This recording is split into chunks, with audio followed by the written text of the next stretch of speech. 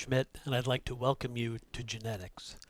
Today we're going to look at what has come to be known as Mendel's second law. He called it his law of independent assortment. And in order to illustrate it, we're going to be introducing the idea of a dihybrid cross during this session. So let's get right to it. We do want to relate this to what has been said about the law of segregation, Mendel's first law, and monohybrid crosses as well.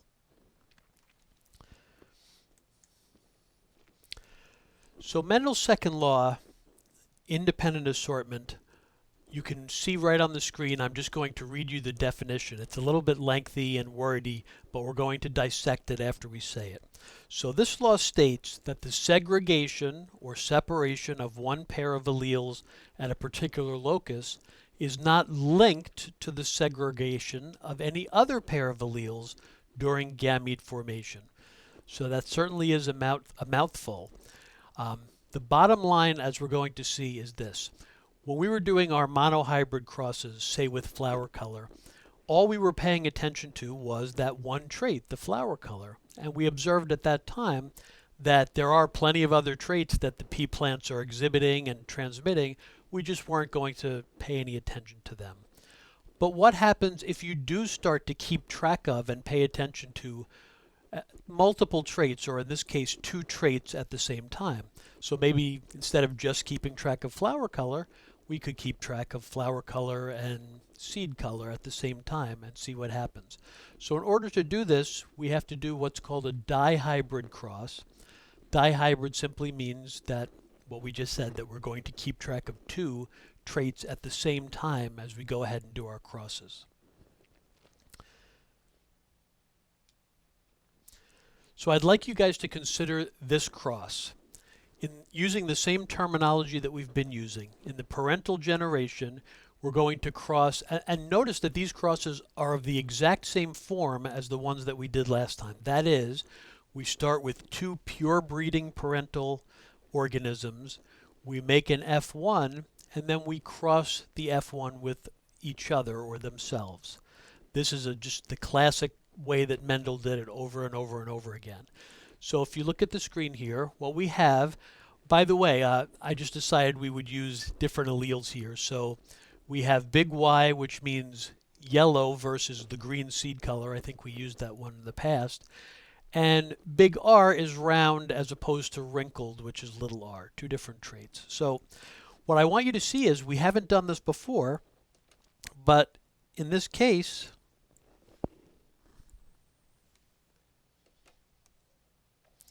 that parent is big Y, big Y, big R, big R.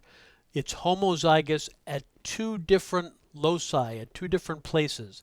So with respect to its color, yellow, it's a homozygote big Y, and with respect to the pea size, the pea shape, it's round, but it's big R, big R. So this would be pure breeding for both traits. If you cross plants that were big Y, big R with themselves through eternity, you would get yellow round plants. The same type of logic applies to the other parent, which is exhibiting the recessive traits. So it is pure breeding because it's homozygous at both locations. So this would be green, which is little y, the recessive version of yellow, if you will. It would be green and it would be wrinkled seeds, but again, this would be pure breeding. So if you took it, it would be pure breeding for both the traits. So if you crossed members of this line with each other forever, you're always going to get the green and the wrinkled. It probably doesn't come as that big of a shock based on what we've said, that if you cross these two pure breeding lines, all of the F1 are going to resemble one of the parents phenotypically, and they're going to resemble the parent that's exhibiting the dominant traits. So if you want to think of it this way, all this parent can donate is big Y, big R. All this parent can donate is little y, little r. And then all of the F1, the convention is to keep the alleles together when we write them. All of the F1 are going to be heterozygous at the Y locus. So in other words, big Y, little y, but they will still appear to be yellow because of the dominance of the yellow allele over the green allele. And they'll also be heterozygous at the seed shape locus. So they're big R, little r, but they will appear round just as this parent did. So far it doesn't seem very different from what we did before. But here is the big question that Mendel wanted to ask and then subsequently went on to answer. Think of it this way. What it says here is that what we want to know is, are the alleles big Y and big R in this case that came from one parent, are they somehow stuck together or linked together as they travel through the generations? And by the same token, are the other ones that came from the other parent, little y and little r, are they linked or stuck together? Now, the idea is, remember, Mendel didn't know anything about chromosomes, or at least certainly not pertaining to this type of analysis. So it wasn't clear whether things that were in one organism were somehow together. I don't know a better way to explain it, that they would travel together. So in other words, what it really comes down to is asking yourself this: what kind of gametes can this particular F1 plant make? If we're going to self it, right? We're going to do this cross, big Y, big R, little r, times itself in the F1. So what kind of gametes can those plants make? Well, think of it this way. If the big Y and the big R that came from that parent are somehow stuck together, they're going to remain stuck together. And that would imply that these F1 could only make two types of gametes, big Y, big R, and the other ones came from this parent, right? Little y and little r. If they were somehow stuck together, those would be the only gametes that these things were capable of making. Now, if that were the case, I'm not saying that it is, but if that were the case, as I say here, only these gametes could be made, big Y, big R, and little y, little r.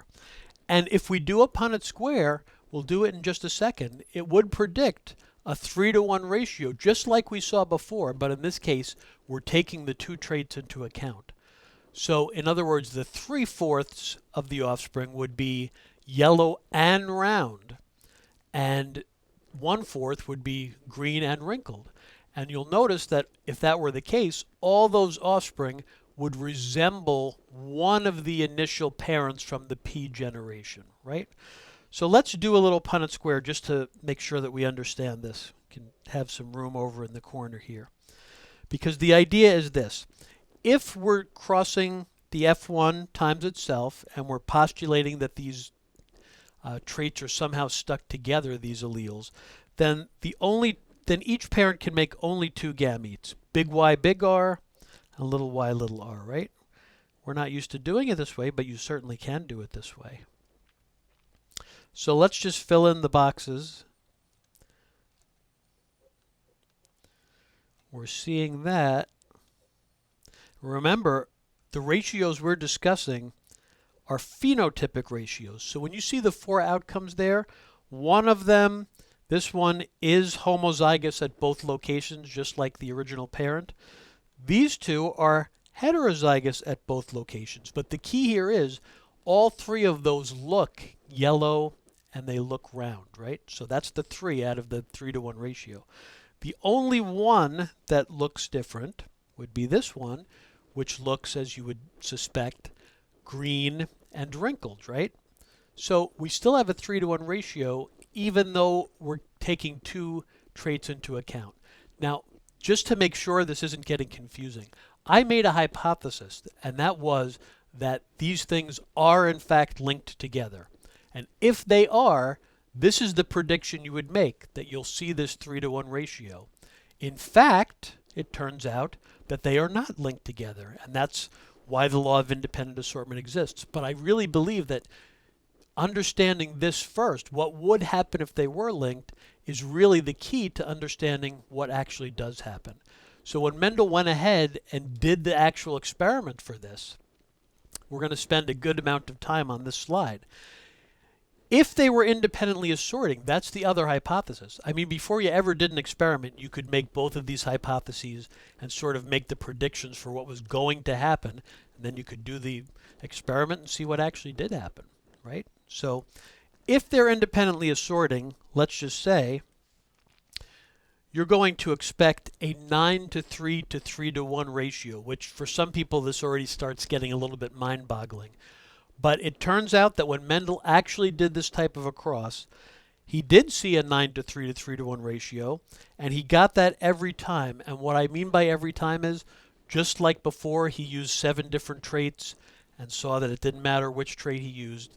He was mixing and matching these traits, the same 7 different ones, whether you did flower color with pea color or flower color and rough and wrinkled, any combination of these traits, he always found that what the 9 to 3 to 3 to 1 ratio means, as you'll see, is that they do in fact assort independently. What does that mean? It means that when they separate, they're assorting into the gametes. What happens with respect to one pair of alleles has absolutely nothing to do with what happens with respect to the other pair of alleles that we're keeping track of. So let's see why this is and what actually does in fact happen. Since it is the law of independent assortment, this is what's true. If we look at our F1 here, this is the same cross I was just discussing. So we have big Y, big R, little r. I think we've used this term before, a double heterozygote, right? Heterozygous for both traits at both locations. So they appear phenotypically as did one of the parents, this one up here, and they appear yellow and round, right? But if they're not stuck together or linked, as is in fact the case, now each of these parents can make 4 different types of gametes, because look what can happen. Big Y can go with big R. Big Y can go with little r. Little y can go with big R in a gamete, and little y can go with little r.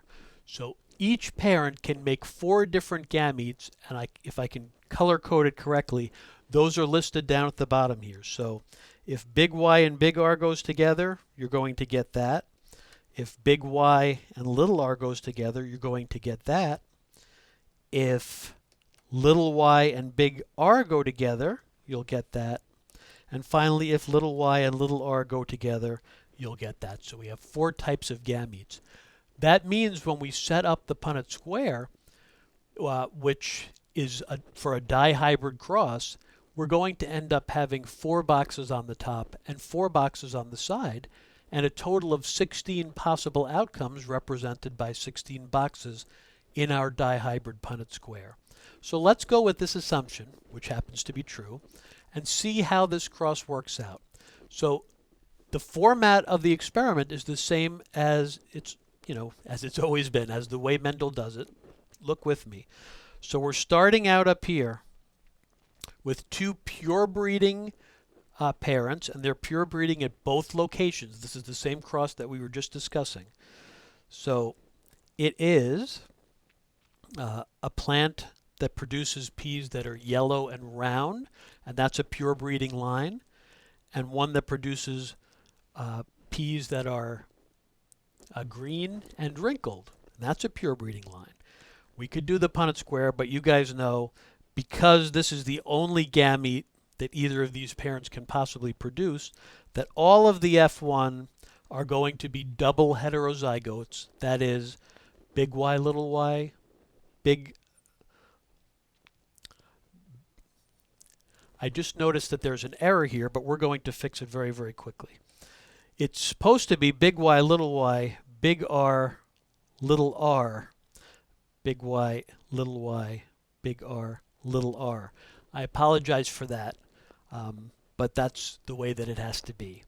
In other words, they're heterozygous at both locations. For the Y locus, they appear yellow, but they're heterozygous, and for the round locus, they appear round, but they're heterozygous. Sorry about that little error. But now if we look at the gametes, we want to reference the gametes that we made down here. When we do the Punnett square, we're going to see that all 4 of those gametes are possible and that they can interact with all 4 of the same type, because remember, this is a self-cross. both of the parents are the same. So look down at the bottom and follow me over here so that 4 types of gametes can be made. They're the same exact ones that we just discussed that are color-coded down the bottom. And they can be made by both parents. So we have big Y, big R, big Y, little r, big R, and little y, little r on both sides of the Punnett square. You can see that this is going to make 16 combinations, right? Now for a moment, I mean, you guys should be understanding how to do a Punnett square for now, but let's just quickly do it. And we don't have to do every single box because you can take the time and do this yourself. But in the case of the top line, the gametes on the top are meeting up with that one gamete on the side. There are going to be 4 possibilities. You can fill in each one of these boxes. I mean, they already are filled in. But if you want to just pause and take your time to go through them, what you're going to find is the following. Remember this, and remember that we're dealing with a phenotype ratio. Any one of these plants that has at least one big Y and one big R is going to appear yellow and round, right?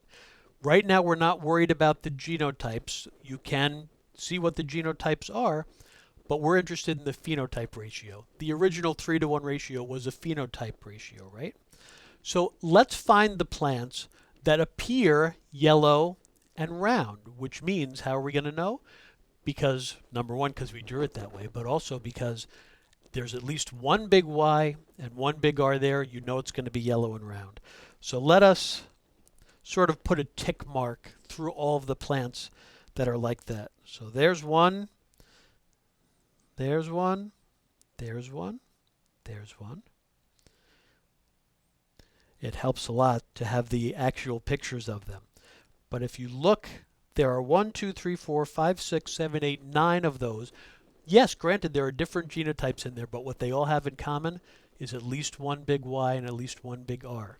So that right there, if you look at the box down here, these are yellow and round. And 9 out of the 16 boxes contain combinations that will look that way. So that's where the 9/16ths come out here. The data that's here actually was some real data from an experiment. If you want to calculate the ratios yourself, these numbers were the actual number of seeds that were counted. But much more important is to understand the ratio here. Now, there are going to be, I think the next logical step is to look for ones that are, because, check this out because it's very important. All of those that look yellow and round, they resemble, right, the original parent up here, the original pure breeding parent. Therefore, we refer to them as one of 2 possible parental types. The other parental type would be one that resembled the other initial pure breeding parent, right? And to resemble that parent, you'd have to be green and round. And there's only one way to be green and wrinkled. And there's only one way to be green and wrinkled. That is to be little y, little y, little r, little r. And let's put a yellow tick mark through that one. There's only one of them, 1/16th, right? You can look for others, but you won't find them. That also is a parental type because it resembled one of those original parents. And 1/16th of the offspring look like that. So we've accounted with these 2 for 10/16ths, if you will, of our offspring. Who's left? Well, it's very important to realize that this is really this is the whole point of sexual reproduction. Independent assortment allows traits from 2 different parents to mix and match, if you will, so that you can come up with new combinations that were not in the parents and have new combinations in the offspring. And this is really what the term recombinant means. Some people have some confusion with what recombinant really means. And here you can see that there are 2 types of recombinants, and I'm using the same colors here, but they really don't, these are not meant to have anything to do with the colors I used for the gametes over there. It's just all the colors I have. This is quite a colorful slide, I think you'll agree.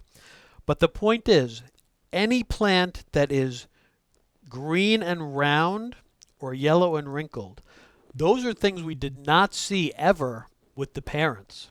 So these are new types. They're recombinants, a new combination of the traits that we're seeing. And Mendel did see this, so he had to conclude, wow, independent assortment is true. They're not stuck together. What happens with one pair of alleles has no bearing on what happens with the other pair of alleles. Okay, so we want to we can go through there and look for green and round ones. If it's green, it's got to be little g, right? And if it's round, it's going to have at least one big R. So randomly, let's just put see what will work. We'll put a green tick mark through this type over here, this type of recombinant. So we'll look for little y's and a big R. And these three right there, all these three in that box, fit the bill. So there are 3/16 of that type. And you might guess, we'll put a black tick mark through who's left. Those are going to be yellow and wrinkled, which is again a non-parental or recombinant type. So 1, 2, 3 look like that. And my black highlight did not go over too well on the black background, but those are 3/16 there. So hopefully you can see why the 9:3 to 3:1 phenotypic ratio exists. The 9 and the 1 are parental types, and the two different 3s, the 3/16, are different recombinant types. So there are 4 total different phenotypic types here. There are many more genotypic types, but right now we don't need to get involved with that. So the bottom line, if it's not already clear, is that we see that independent assortment does occur, and that other hypothesis that we started out with turns out to be incorrect. In other words, our original hypothesis was that these things are linked together. We have just shown that the evidence does not support that. It shows that they're not linked together and that they assort independently. Because when Mendel's work was discovered, the law of segregation was called the first law. This is called the second law, or the law of independent assortment. Now, some people, maybe you find this very fun, and I hope that that's the case. Some people start to get a little bit intimidated and a little frustrated when it comes to dihybrid crosses. And it depends on, how should we say it, the level of rigor that you may be exposed to. You may be asked to do trihybrid crosses or even higher level crosses. As an example, if you did a trihybrid cross, and we get into some pretty wild ones in the problem solving sessions, you might want to check those out. You would have, by the same logic here, if you were keeping track of 3 pairs of alleles at the same time, you would have a Punnett square that had 8 gamete types on the top and 8 on the bottom, and you'd have 64, I should say 8 on the other side, and you'd have 64 boxes to fill in. That starts to get very laborious. So what I'd like to do is introduce you to another way of doing this. It goes by a variety of names. People call it the branched line method, the forked line method. I think that it saves a lot of time, but I have to emphasize this. If you don't like it, then don't do it. If you feel comfortable doing the Punnett squares and you prefer that and it makes you feel good, by all means do it. It's just that if you can understand this other way of doing it, it can save you a great deal of time on an exam, for example, by bypassing the need to do a complete dihybrid cross. Let's take a look at how you might do this. So the idea of a branched line diagram is that it's an easier way to do dihybrid, trihybrid, however many hybrid you want, than making a Punnett square. And the reason is because you don't need to keep track of the genotypes when you do it this way. You can do that, but you don't need to. We're interested in the phenotype ratio here, right? So since we've established that these things are not linked or connected, the key to doing this is to act as if, act as if the traits are completely separate, because in a very real sense they are. Of course they're in the same organism, but how they're moving, and we'll understand this later when we understand how meiosis works, but Mendel didn't know anything about that. We can just do them separately. So check this out. It's the same exact cross here. big R, little r, times itself. That was the cross we used to get that 9 to 3 to 3 to 1 ratio. And if you do a Punnett square for it, we're going to have those 16 boxes. Here's a way that is a lot simpler, I hope you'll agree. Basically what you're going to do is say, look, I know that this plant is yellow and round, but I can think of it just right now. Let's just focus on the yellow-green locus. Don't worry about the round because they don't have anything to do with each other. All right?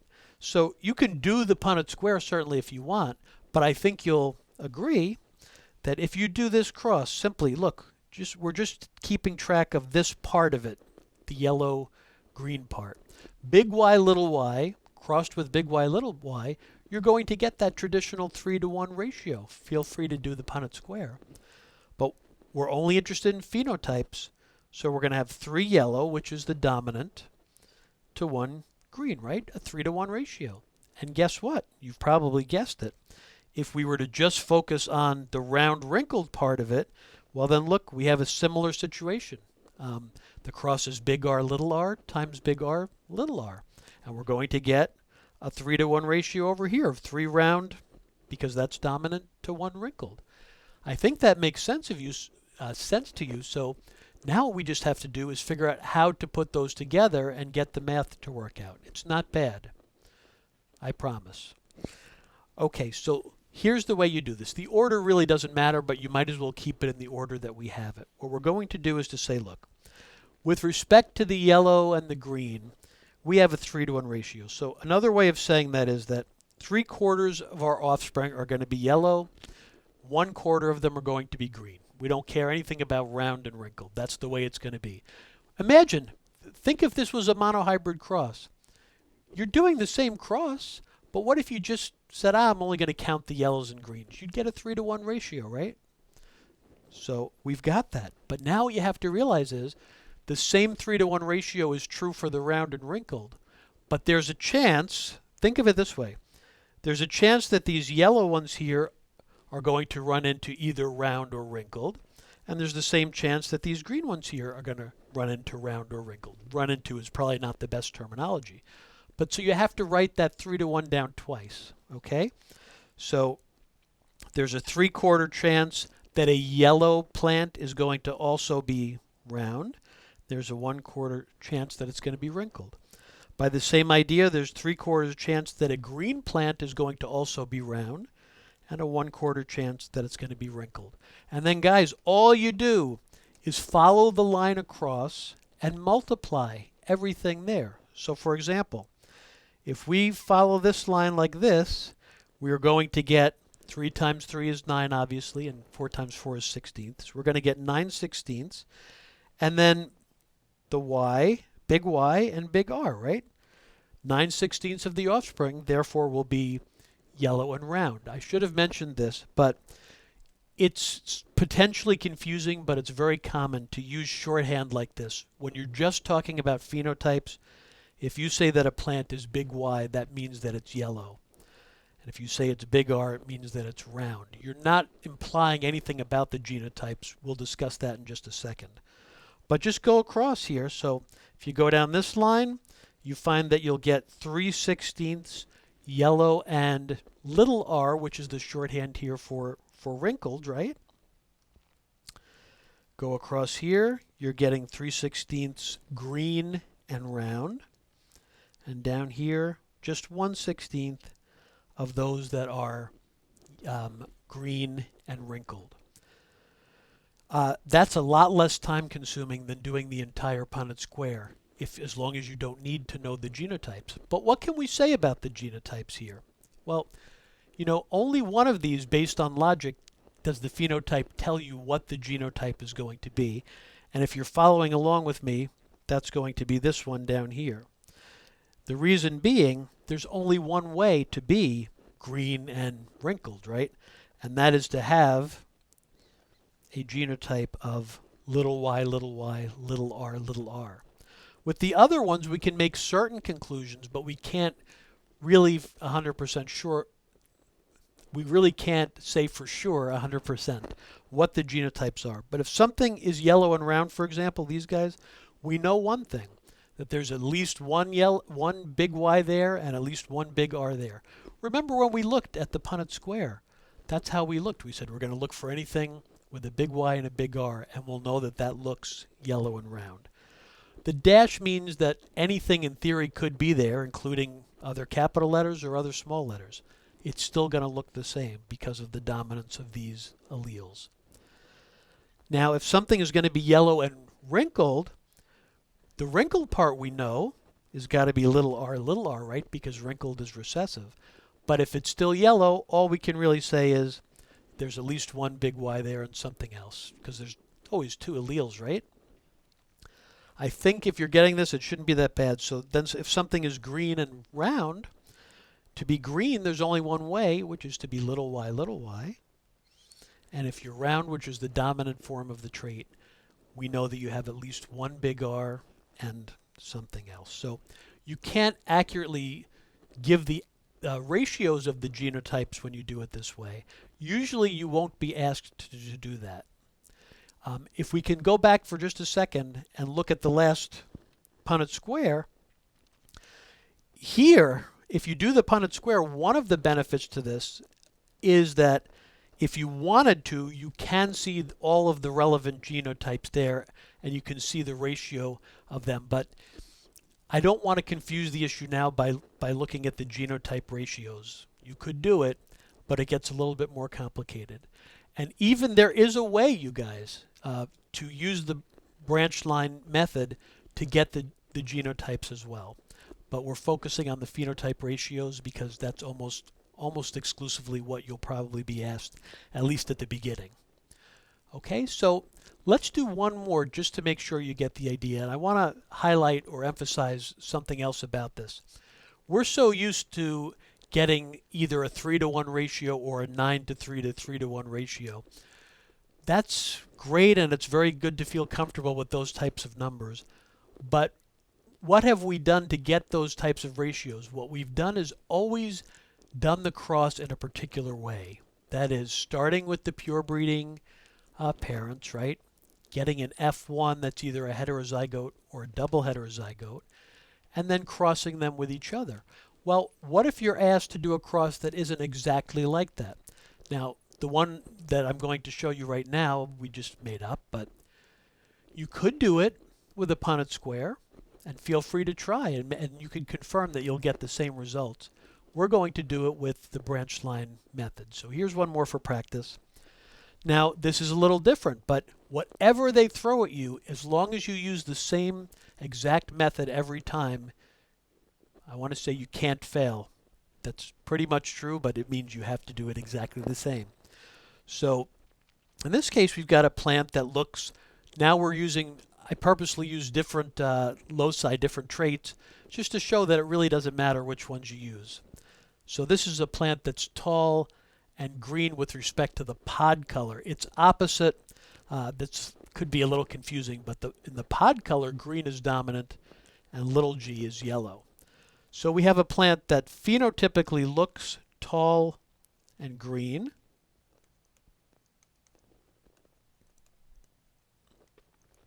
And we're crossing it with a plant that also looks phenotypically tall and green, right?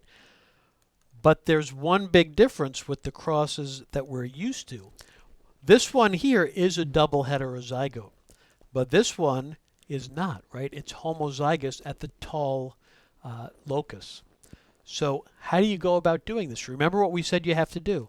You have to consider them separately. Look at the tall cross first, the tall short cross, forget about the greenness, and then look at the other one. So here's my question for you. You probably can do it in your head, but let's do a little Punnett square here. The cross really is big T times big T, little t, right? That's what's going on here. Well, the big T plant can only make gametes that are big T. The other one can make gametes that are big T, little t, right? So if we fill in our Punnett square here, you'll see that there are two different genotypes. But is it not true that all of these plants are tall? It is true, because that's their phenotype, because there's at least one big T there, right? So when we go to do the branch method, look, 100%. I mean, it's not even really a ratio. All of them are tall. 100%. This cross, big G little g times big G little g, we could do the Punnett square, but we've done this over and over again. We're going to get a 3-to-1 ratio, right, of green pods to yellow pods. This makes it even easier though, guys, because look, do it exactly before, but we're going to say, okay, what about the tall? Well, all of them are tall. None of them are short. The way you do that this way is just to write 1. It seems redundant, but you want to be able to do the math. So 1 big T means tall. That means all of them are that way. Now we've got to add in the possibility of coming into contact with either green or yellow pods. And it's very convenient. It's a 3-to-1 ratio. So we just go across the lines like we did before. 1 times 3/4 is obviously 3/4. Using our shorthand, we see that there are 3/4 of those plants that are going to be both tall and green podded. And 1/4, as we go down this line, that are going to be tall but with a yellow pod. So in this case, guys, you do get a 3-to-1 ratio even when you do a dihybrid cross. This is critical. Don't make the mistake of thinking, because before I said you'd get a 3-to-1 cross only if they were linked, and that was a wrong hypothesis. But that's for that type of a cross. This is not the same cross. Okay? So in this case, even though it's a dihybrid cross, it's really because of the fact that one of the parents is homozygous at one of the loci, in this case the tall locus, that you do in fact get a 3-to-1 ratio of tall green plants to tall yellow plants. Okay? The thing here is that they're all tall. That's what it is. So really only what is relevant is the other cross, right? And we're putting them together. Now with respect to genotypes, it's the same thing over and over, which there's an old saying that if it's getting boring, it's good because it means that you understand it. And that's our goal, obviously. So if something's tall, really all you can say is that there's one big T there and we're not sure what else. I mean, since we did a little Punnett square, you can refer to this and realize that, yes, some of them are homozygotes and some are heterozygotes. But if you just know the phenotypes, all you can really say is that there's a big T there. And if they're green, the same goes. You can say there's at least one big G, and we're not sure what else there. If you did the Punnett square, you'd see that some of those as well would be homozygous and some would be heterozygous. There's only one way to be yellow potted here, and that's to be little g, little g. So you can draw certain conclusions, just like before, about the genotypes here. You just can't always get them all. If you needed to know that, you would be able to do it. And we will go over that in some of the problem-solving sessions. Well, this has been quite fun for me. I'm sure it has been for you as well. And it's been informative, I hope, too. So the dihybrid cross, the law of independent assortment, Mendel's second law. I really enjoyed exploring it with you, and I look forward to seeing you very soon in another genetics session.